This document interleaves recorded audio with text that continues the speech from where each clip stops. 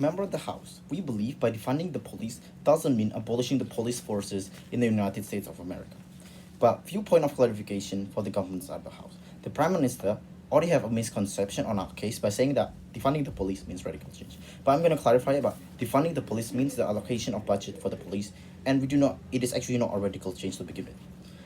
First, let's move on to the point of rebuttals for the government side of the House. The government side of the House rely on the case that it is actually morally justified to use reform just because it will actually going to increase the sense of security and completely fix the damaged reputation of the police.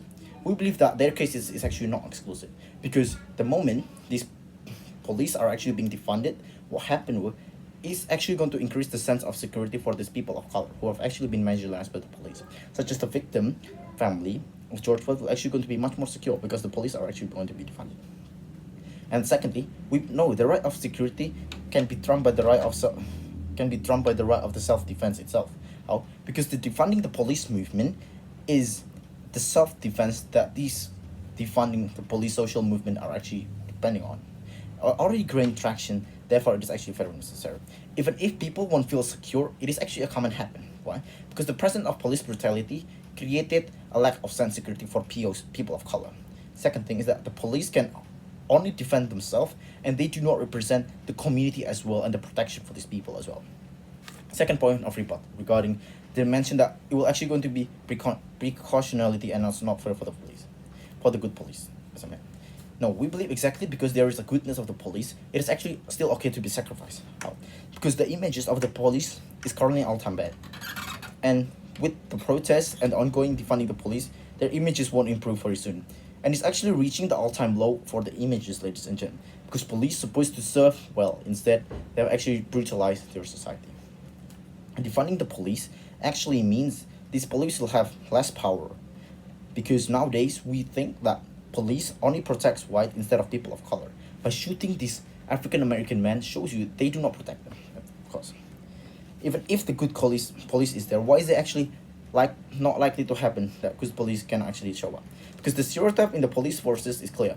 African American is clearly a criminal because of their wrongdoing, because they do not have the financial capability or the meritocracy to get a good job. Because they have the tendency to shoot black people more often for this suspicious activity as well. It proves to you that police are not actually defending these African American people, ladies and gentlemen. Third rebuttal regarding the reform will actually increase the accountability of the people. Now, we believe the likelihood of accountability will not going to be not much because we think that the weaponry for the police is so advanced and it's actually already matched the weaponry of developing nation as well. Even if the accountability happen, why is it actually not going to be significant? Because we believe that accountability by funding the police will actually going to be much more happen because we held the police for accountable for the effort they did in the past. Because we know that reformation can still harm these African American people and even causes death for these people. And therefore, we think that reformation reduces the momentum of the Black Lives Matter movement because it's better to capitalize on that momentum right now. Let's move on to my setup. Regarding the goals itself, we're actually going to reduce the police power as a whole and try to give better quality of life for these marginalized people. And why is it actually? And the better question is actually we're trying to defunding the police is actually morally justified. And secondly, why better aftermath exists in our side of the house. First, regarding the defund the police, there is a precedent to it. De Blasio, the mayor of New York, did it. He actually proposes a bill that stated they will actually try to cut the fund for the police, and it also suits the interest of this politician as well. What are the case?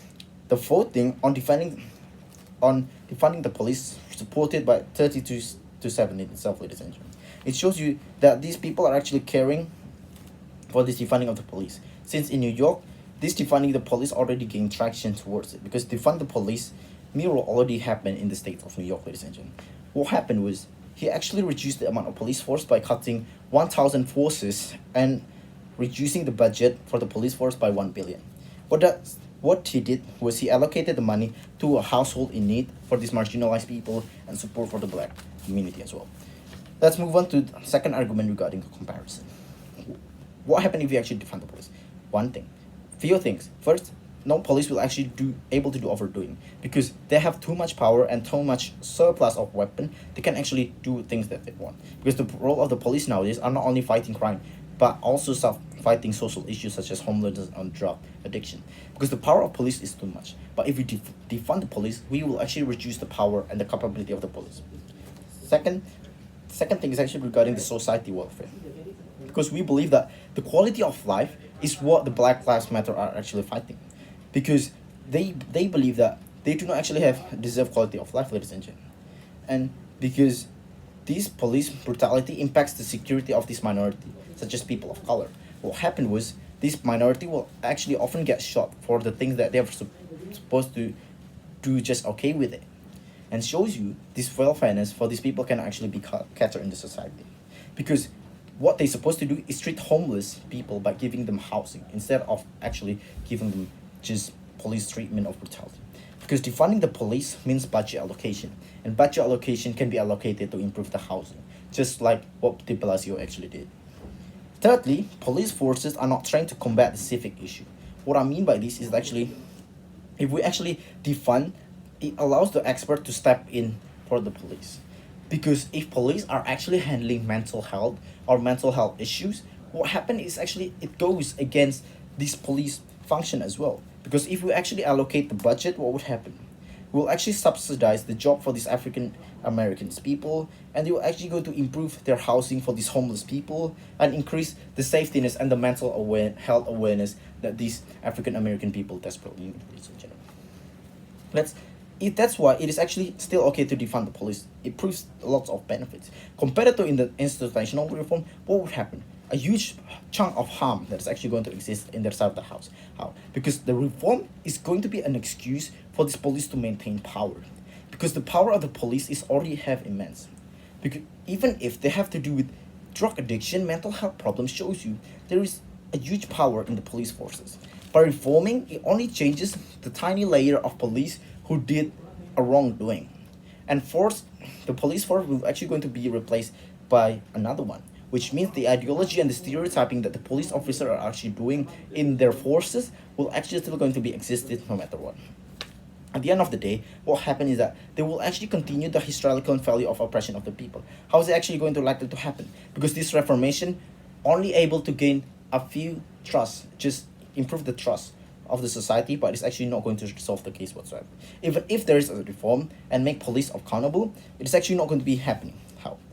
Even reform in the police happened. What happened there is the shooting of George Floyd. It shows you the Minneapolis, the city of progressiveness in the US, have actually failed to do this kind of thing. Bear that in mind. If you actually want to apply this reform in the other city, it will actually going to fail too. Second thing is actually regarding police brutality. It will actually going to be existed after the reform. What happened was, after the George Floyd shooting, Jacob Blake died under police shooting.